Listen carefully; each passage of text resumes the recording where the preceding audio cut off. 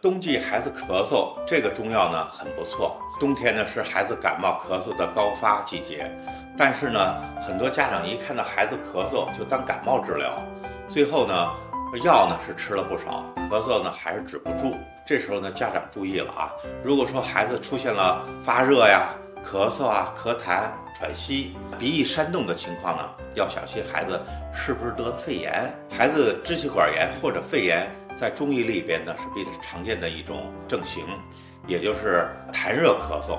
这类的孩子都是表现为发热咳嗽，咳声呢浑浊，吐黄痰，舌质红呢，舌苔黄腻。如果是这种咳嗽，该怎么办呢？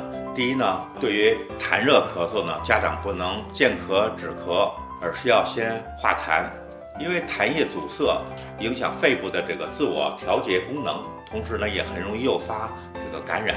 优先化痰，痰去了之后呢，咳嗽呢也会慢慢好起来。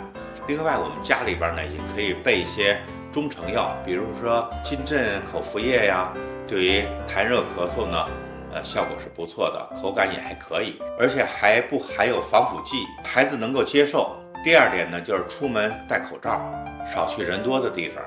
呼吸道疾病往往是通过呼吸道飞沫传播的。第三呢，就是勤洗手，常通风。对于内热体质的孩子呢，饮食呢稍微清淡一点，辛辣、油腻或者甜食呢都要少吃。家长们，你们学会了吗？